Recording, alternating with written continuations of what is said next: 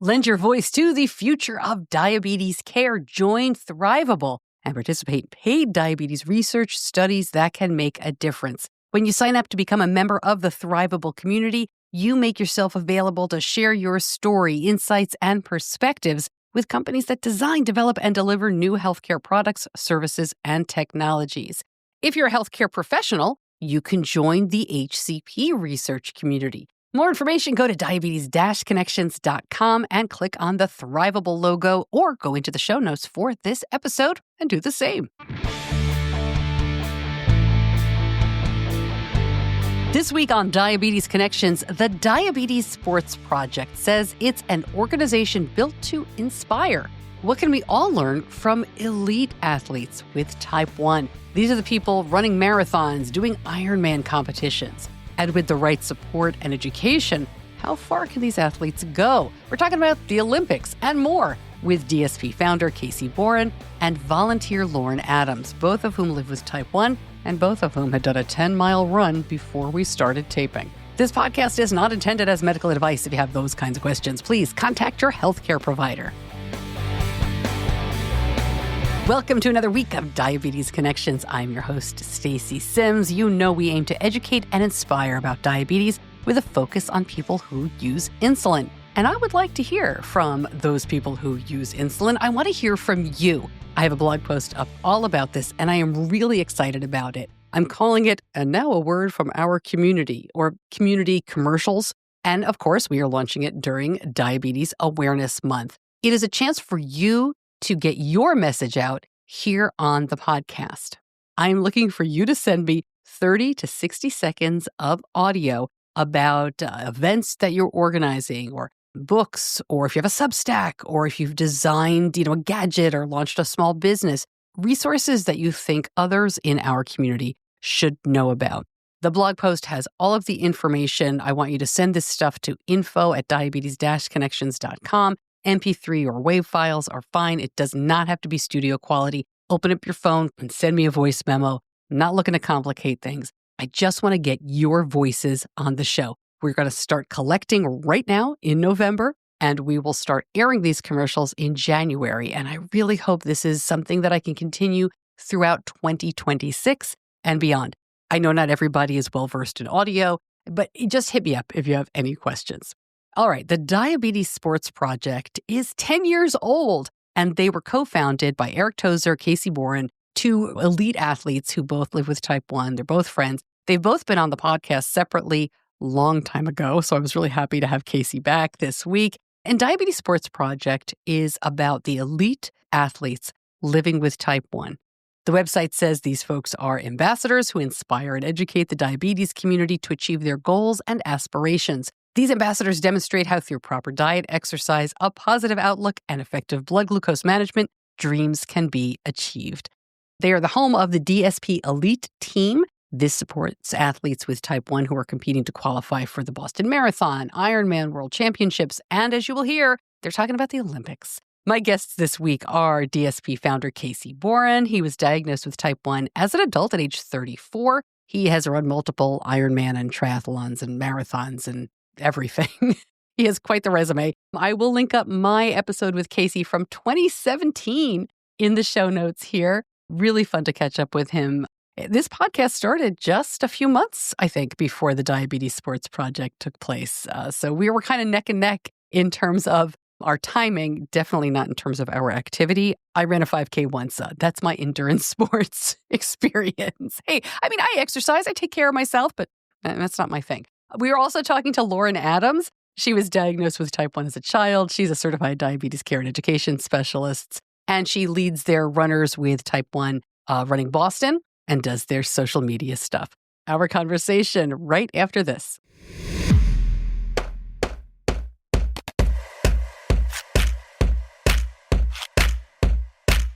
Did you know all the sounds used to make that song come from a site change with the Omnipod 5 automated insulin delivery system? Pretty cool, huh? With Omnipod 5, pump site changes are simple. The pod lasts up to 3 days, 72 hours, and to change it, you just fill up the pod with insulin, place it on your body, tap a few buttons in the Omnipod 5 app, and you're ready to go. There's no tubing to prime like with traditional insulin pumps, and it's virtually pain-free. So you never have to see or handle the insertion needle. Want to try Omnipod 5 for yourself? Request a free Omnipod 5 starter kit today by visiting omnipod.com/diabetesconnections. Terms and conditions apply. Eligibility may vary. Did you hear the pod drop? Casey Boren, Lauren Adams, welcome back to Diabetes Connections. Although it's been a long time, I'm really glad to talk to you again. Welcome. Yeah, thanks for having us. You got it. Casey, let me just start with you and ask, I know your background, but tell me a little bit about what you are up to these days and what the Diabetes Sprots Project is all about. All right. It's been a while since we talked, for sure. I think we talked last in 2015 when we launched Diabetes Sprots Project. So since then, it really exploded. It did kind of exceeded my expectations and grew a lot faster than we could even imagine. Then we rolled into COVID a little bit, and that slowed us down quite a bit. So for me now, we're kind of coming back out. I took like 5 years off of endurance sports to kind of focus on Diabetes Sprots Project, our athletes, how we can promote them, and how we can help the diabetes community. So now, over the last 2 years, I've been getting into ultra running. Did a couple 7-day stage races in Colorado. The first year I did it with a teammate where you actually had to run together. Wow. So it's a different experience. You really get to know what your expectations are and how to work with another person. And then you throw the diabetes. We both have type 1 diabetes, right? So that was crazy. And then last year I talked Lauren into doing it with another teammate. So we put 2 teammates in this. And that was great. And now I am training for a marathon in December. So it'll be interesting. I haven't ran a marathon in probably, 10 years, actually. Wow. Yeah. Lauren, how about you? Tell me about your involvement.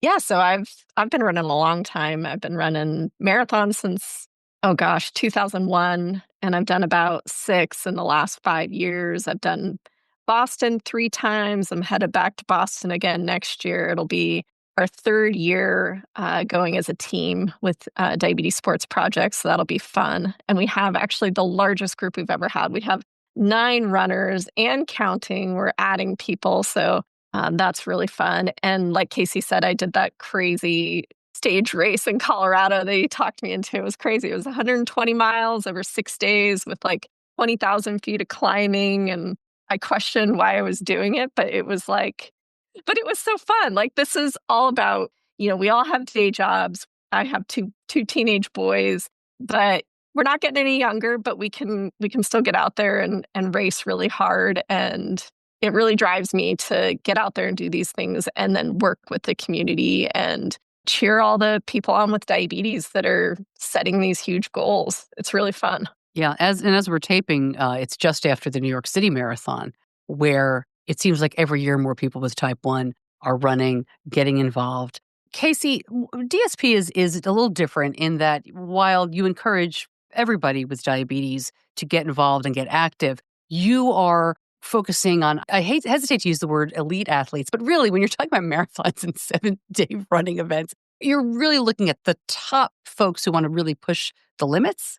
So right now, we are definitely going back to that. We had a lot of success at the Trans Rockies race. So both Lauren's team, all type 1, won their division. My team won their division.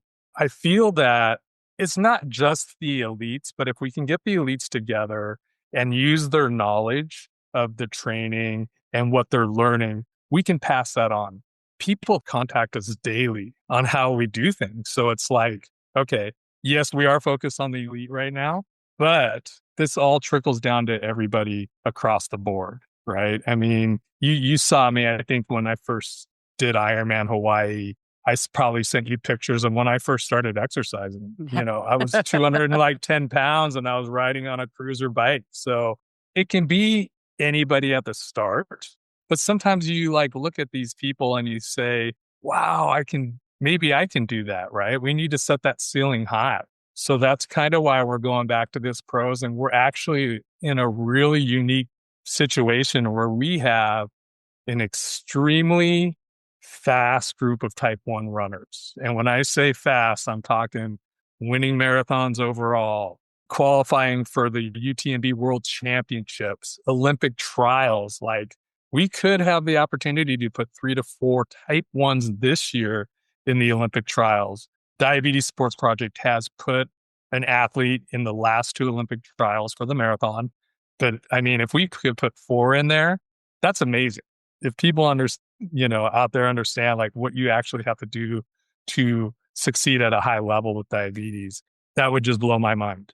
The other part of Diabetes Sports Project that I want to elaborate on too is that I'm a certified diabetes educator and a registered dietitian. I've worked in the diabetes space for a long time. I worked in adult endocrinology, pediatric endocrinology. I worked at Dexcom. I worked at Tandem. Now I'm working in rare disease pharmaceuticals, but I actually still do a lot of work in the community with, volunteering at diabetes camps. I'm actually doing a dinner on Thursday night with a big group of endocrinologists outside of Portland. And they want to hear about what we're doing, like how we're navigating these huge races and, really managing type 1 well.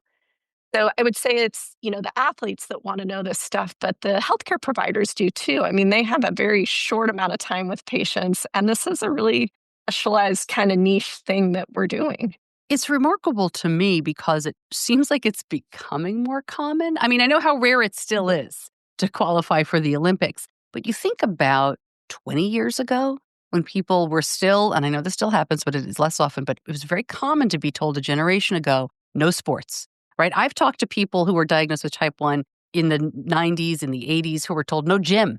You can't go to gym class. It's too dangerous. So it's amazing to think of how you change to, okay, exercise is okay, to you can do anything at any level. Casey, I know you've kind of gone through this as well in only your own life experience. You've mentioned, that you were pretty sedentary. Did the diagnosis come first and then you started to become an extreme athlete, or did you do the athlete first and then get diagnosed with type 1? Because you were diagnosed as an adult. Yeah. So I was diagnosed in 2005, and it was actually after my first full Ironman. I didn't know. This is my first Ironman. I'm training a lot. I'm down to I'm 6'4". I'm down to 165 pounds. And I'm just thinking, man, I'm training like crazy. This is how things are. And I'm extremely thirsty, because I'm training so much. So the diabetes side of that, when I did get diagnosed, to me was kind of a relief because cancer runs in my family. I knew nothing about diabetes. Right. Diabetes does not run in my family. So I was one of those people where it was like, all right, give me a pill. I'm on my way and we're going to keep doing what we do, and the doctor's like, no, your blood sugar is 580. I think my A1C was like 21. Oh my God. And they sent me home with shots. Right. And I'm like, hey, time out. I hate needles. I'm not a needles guy. He's like, you are now. Right. So I go home, I do it. There wasn't a lot out there then on diabetes and sports, right? So basically, my whole thing was, okay, what am I scared about of diabetes happening to me while I'm exercising? And the number one thing for me was going low and passing out, because that's what I've heard. So I kind of started off in a controlled environment. So I started off on a treadmill with a ton of food on this treadmill. It's like people next to me were probably like, what's going on with this guy, right? He's got just piles of goos and gummy bears and candy and all this stuff on there. And I'm checking my blood. Like, this is before the CGM, right? So I'm pricking my finger every mile that I'm running, right? To see what's going on. And I'm on shots. So at that point I was on injections. And then when I felt confident on the treadmill, I moved out to the track. And once again, I carried all this stuff out to the track. I documented everything, and I kind of would change it to the mile, run outside, because running outside is a little different. I'd write down what I did before my workout, what I did after, how all that went. And I had to kind of pave my own path for doing Ironmans. And that was the first, I think I've done 15 full Ironmans. So that was my second Ironman. So I was working on, nutrition's a big deal, and sometimes it works out, sometimes it doesn't. But my whole thing was, okay, just don't pass out somewhere on the side of the road. Pay attention to what's going on, So Yeah. it sounds scary, but as long as you have a plan, I feel like, and a backup plan, I feel like you're pretty good. You know what I mean? It's like, okay, I'm in control of my own thing. I did learn on my first half Ironman I did with diabetes. I gave my friend's wife my tester. And I'm like, okay, I'm going to meet you at this area and I'm going to test my blood and I'm going to know. And I was just kind of naive about it, right? I was Yeah. thinking everything's going to be going great until I get off the bike. And I needed the tester on the bike. And then I went to go find my friend's wife. She wasn't there, right? And so I couldn't test my blood until I literally finished the race. And that was like a huge learning thing. It was like, Sure. okay, this is your disease. You have to take care of it. You have to be responsible for it. So everybody started to know me as like the clicky guy because I'd run with a tester in my hand, Yeah. That's funny. Yeah, I mean, my whole philosophy has always been about making mistakes is how you learn. And, same with 100%. diabetes. Lauren, you were diagnosed, though, as I guess we'd call it a tween. Were you Yeah. already into sports at that point?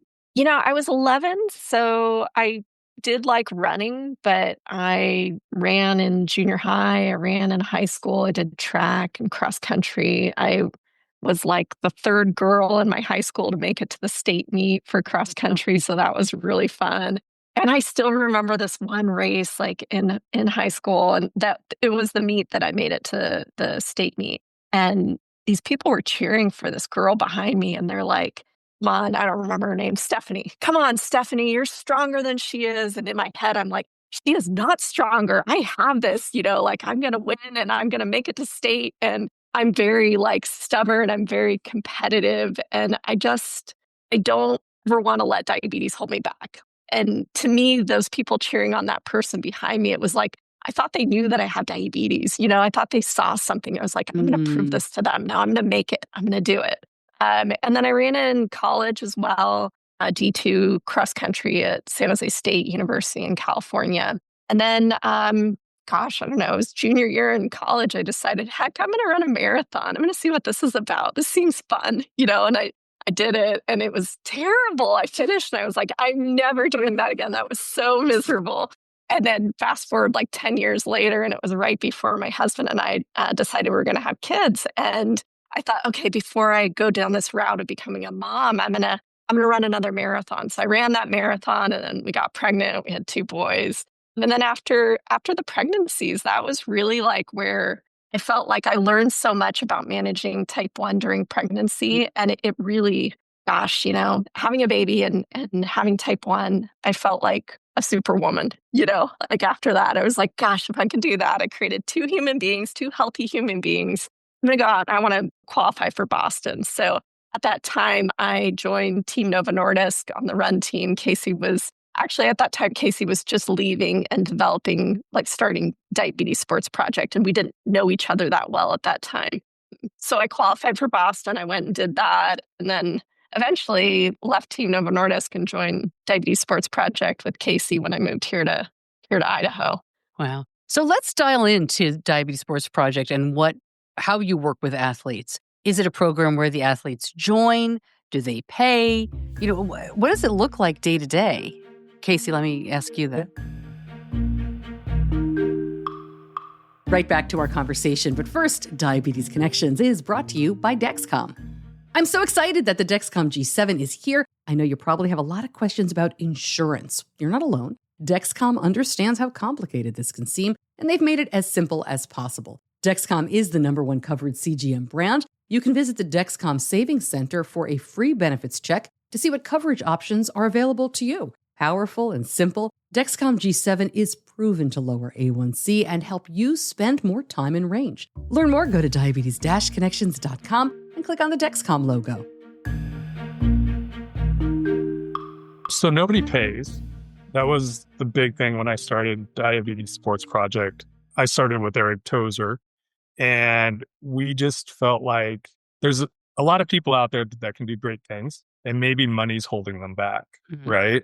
And I don't want somebody to have to pay. I just don't feel like we have enough of a burden as being a type 1 athlete, being a type 1 individual, that finances could be tight. So nobody has to pay. They reach out to us. We have a athletic development person named Sophie, and she will actually interview the athletes. And then she has a coaching business called Embrace the Grind. And it's a real unique, I mean, I trust her with my coaching. I kind of gave her a hard time when we did that race in Colorado. I was like, hey, I'll let you coach me. So if things go bad, I can play and you coach since we're running together. And so she does a really good job determining what the athletes need, what they can work on, and kind of like giving them a path on, okay, what do you want to do? Is the Olympic trials your main goal? If it is, then this is how we're going to get there. Is trail running your main goal? Like maybe you're an ultra runner. Okay, we need to work on this. And then we also, what we'll do is we kind of have a portal with all our athletes, right? And that was originally, that's what I wanted to do with Diabetes Sports Project, is have a portal where people can bounce ideas off of each other. Unfortunately, the bandwidth of our financials and what we wanted to do, it never became what I wanted it to. Yeah. So this littler portal is working out great with these athletes. And, there's questions on there daily. It's a really big support system for these athletes because, as you know, type 1 diabetes is a grind, and sometimes you don't feel great and you feel down about something, or just, things aren't working out. So this portal is a great way for these guys to throw that out there, and everybody lifts each other up. So that's kind of, I hope that answers your question. Yeah. Let Lauren jump in a little bit as well. Yeah, sure, Lauren, if you want to. Yeah, so I mean, I think the other thing that we're trying to do as a team is do some outreach in the community. I volunteer, locally at different diabetes camps, and they want me to come in and do speaking about exercise and type 1. I also do talks with, endocrinologists talking about type 1 management during all this craziness. So that's really fun. But I think ultimately what Casey and I are really working towards is working on getting some funding so that we can really serve not just our own athletes more, but also serve the community more. I think, like you said, it's pretty popular now to see a bunch of type 1s running marathons and doing things, but there's a lot of knowledge you need to get through that.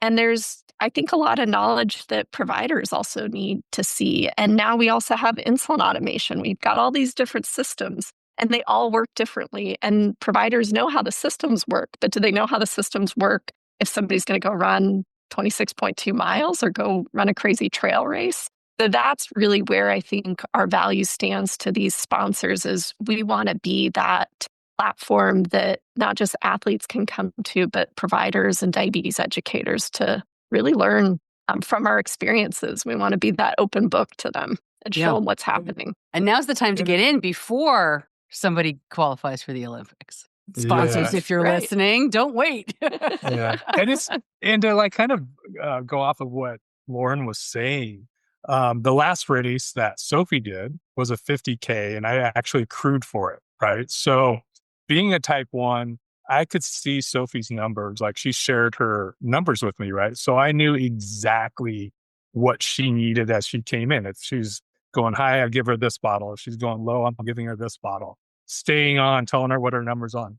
Diabetes Sports Project, when we go with this new program, that's going to be part of the deal. Is the crew is all going to be type 1 athletes. So they can explain to, if we're recording it, they can explain to the general public what's going on, or other type 1s watching. Hey, this is what's going on. This is what we're doing. This is how come we're doing this, right? Because I think that's a missed opportunity in the diabetes community. There's a ton of research out there on diabetes in sports, and it's all sitting on bookshelves somewhere. It's not getting out to the public. So we need to be part of that vehicle that moves that needle to show people this is actually what you're doing in real life time. That's real important, I feel, So. I mean, it's such a small part of what your entire mission is, but it reminds me of, I live in Charlotte, North Carolina, and the NASCAR track is right over there. And when they're doing the race, you can have headphones and listen to all the pit crews. And that's how a lot of people learn what NASCAR is really all about. It was a great innovation they did about 15 years ago. So I think that's fantastic if people could listen along. Lauren, let me ask you, as an educator, this is such a high level of athleticism, and everybody with type 1 is different, right? Everybody's body is slightly different. But are there commonalities in terms of the challenges of type 1? When you're doing Ironman, you're doing marathons, is it highs? Is it lows? Is it fuel? Is there hydration? I mean, anything that comes to mind? All of these things. Why would anybody do any of this?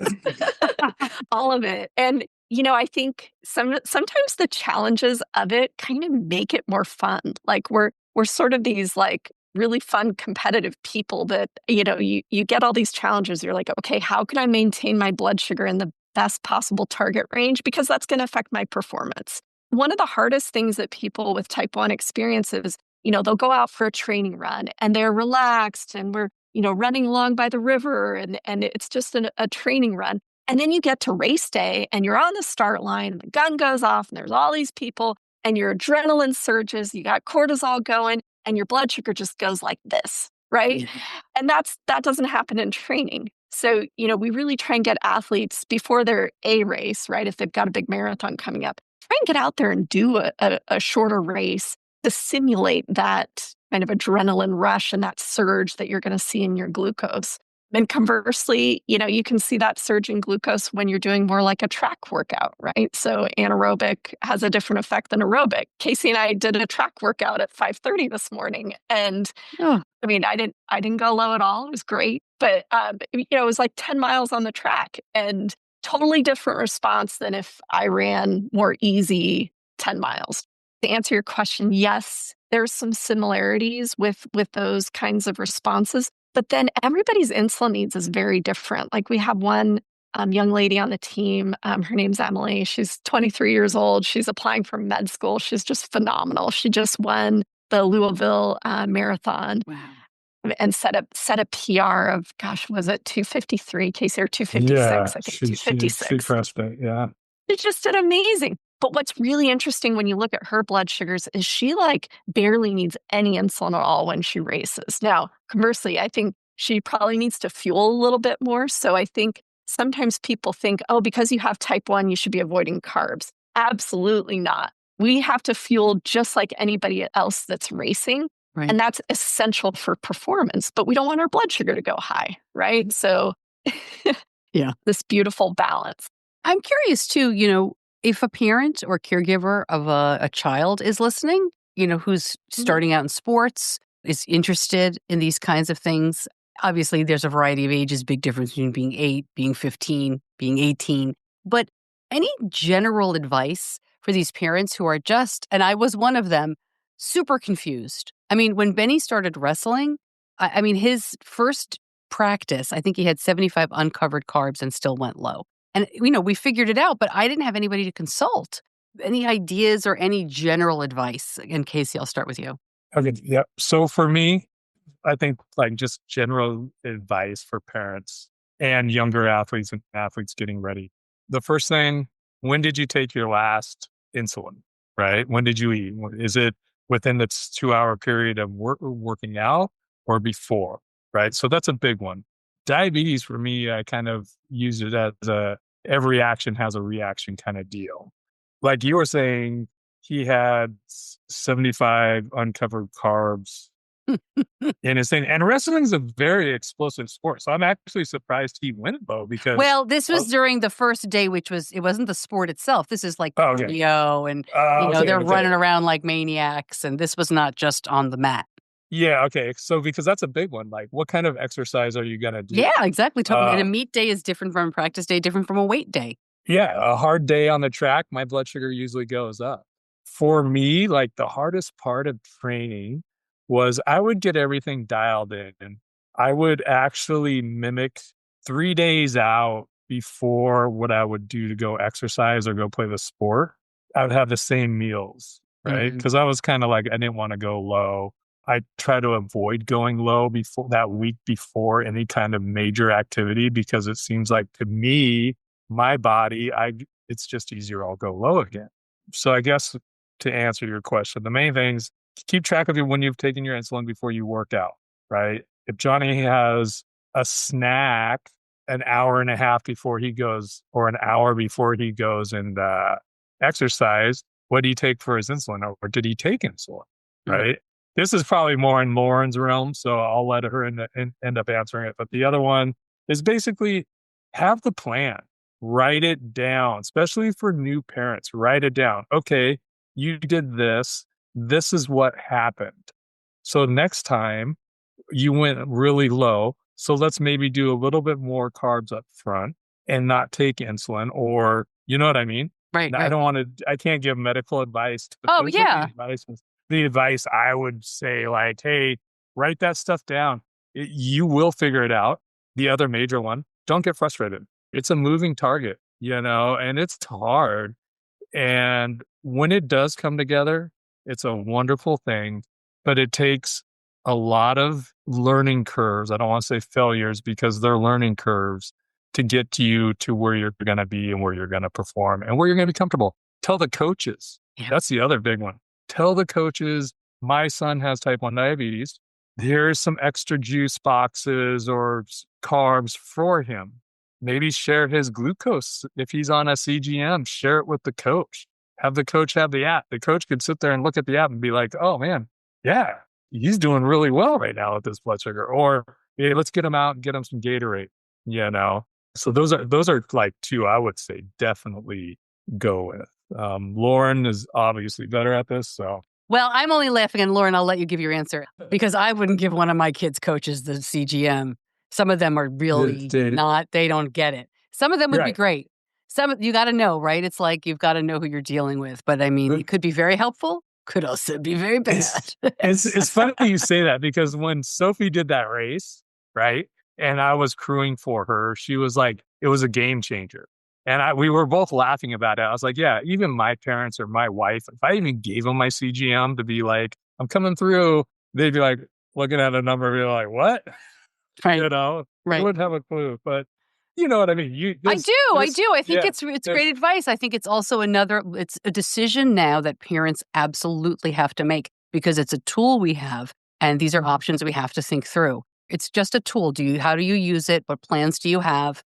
Life is a science experiment. Yeah. Lauren, I know you're champing at the bit there to say something. No, I'm glad you said it's a science experiment, because that's exactly how I would show that to patients. I'd say, we're not always going to get this right, and that's okay. And actually, the times where it doesn't go right are the times where you really want to study it and think about, okay, what could we do differently next time? And that should be, a group conversation between the parent and the kid, right? We should be involving them in this. I would also say, too, that, those preteen, teenage years, it's a really challenging time to manage. You're managing, they're growing like crazy. They've got crazy hormones. Those are affecting blood sugars. Insulin needs are going through the roof.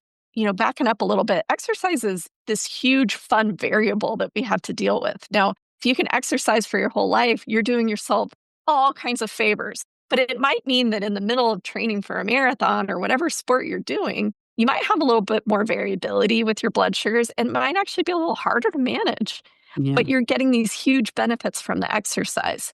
The other thing I was going to say is that I think when dealing with, coaches and teammates and other parents that are wanting to help, I think it's good to direct them on how they can help. And it's good to teach your child how to tell other people they have diabetes. I never want to see somebody hide that they have diabetes. I think that's like the worst thing. We need all the support we can get. And I think sometimes people hide it because they're afraid of being judged.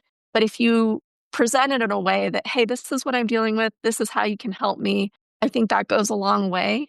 And the other thing we really have to educate people on is sort of the worst case scenario, right? There's a lot of fear involved in this, right? Especially when you got some kid playing on a field, or, like me running off in the hills as a teenager, right? No meter, no CGM, like I probably should have carried my meter a few times, but didn't have a CGM back then, right? So talking about worst case scenario with those coaches, okay, worst case scenario, my kid goes low, first thing they can treat, with this kind of carb, or they can do a fast acting carb like a glucose gel or glucose tablet that's going to get absorbed faster. And if it's really going off the rails and they're going really low, we've got, nasal glucagon or injectable like Gvoke Glucagon, right? And we've got that here, and you can use that. even if they do have a severe low, we know how to treat that. You have the tools to treat that. And if they go high, we know how to treat that too.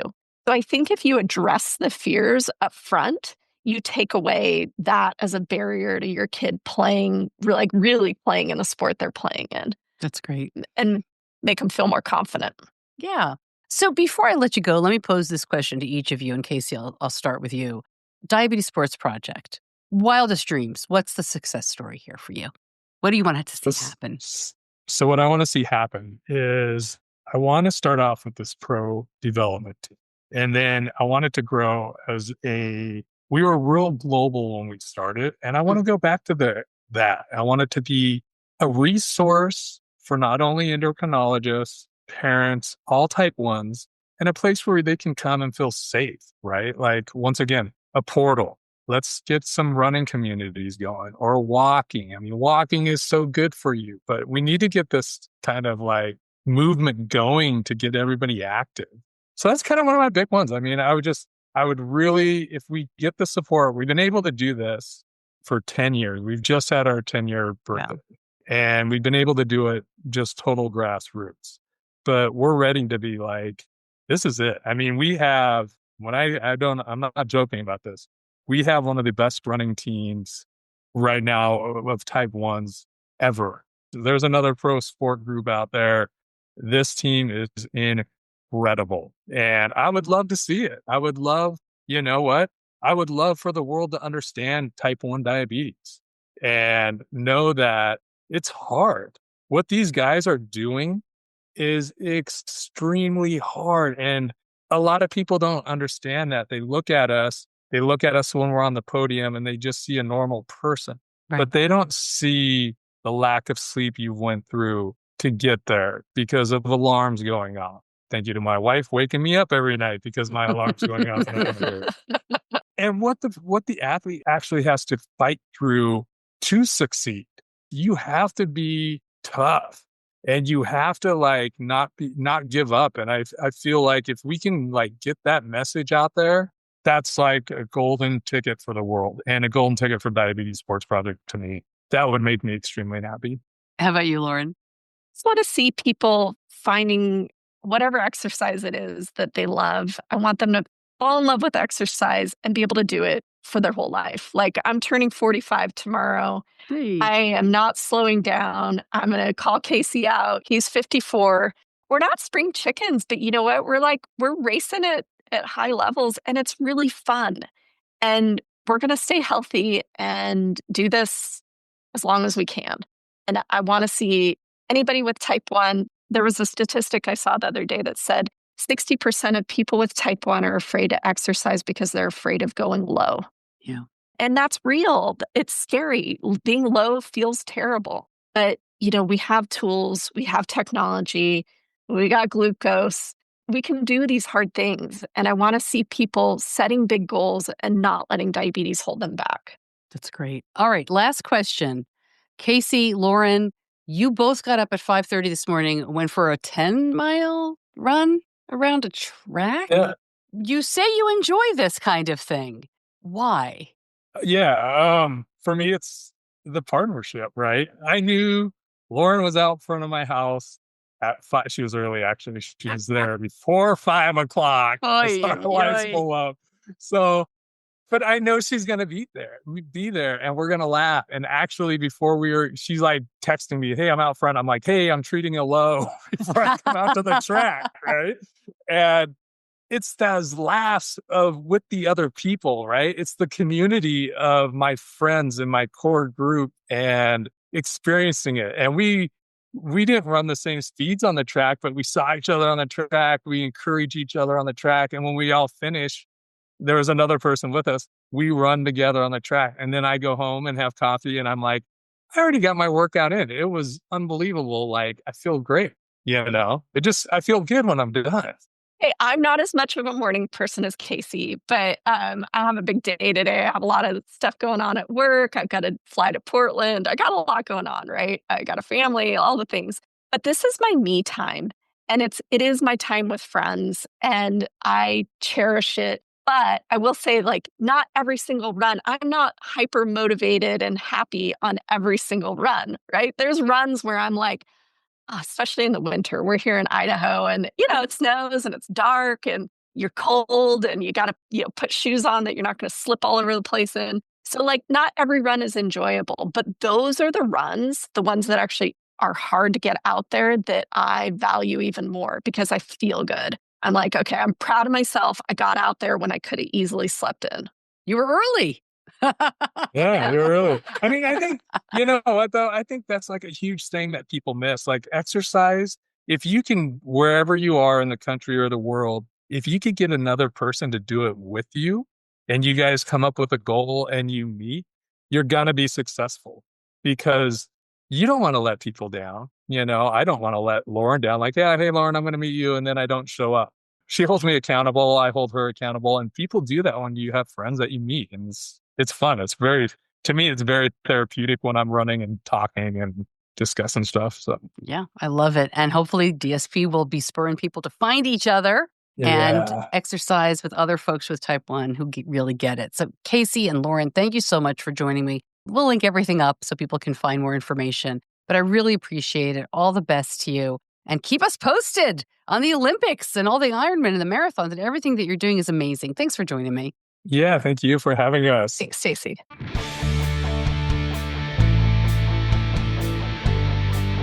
More information on the Diabetes Sports Project, all at diabetes-connections.com. Every episode has its own homepage, or just go into the show notes of whatever app you are listening to the show on. Some of them are a little different, so you can always come back to our website if you have any issues. And that's the same place that you will find the information about the community commercials. Please don't forget about that. I know it can seem daunting if you don't have any audio experience, but it really is as easy as speaking into your phone. And I didn't put this up front because if you're listening this long, you deserve to know I'm actually really willing to edit these. So if you are not the kind of person that feels comfortable reading through something in one take, write it out, do your best. But I am happy. John Buchanan, my editor, and I will work on this. We will make you sound fabulous. We will edit it all up. I promise. John doesn't even know I'm doing this or that I have volunteered him for this. But he will find out when he is editing the episode. Thank you, John, as always. All right, so thank you officially to my editor, John Buchanan from Audio Editing Solutions. Thank you so much for listening. I'm Stacey Sims. I'll see you back here soon. Until then, be kind to yourself.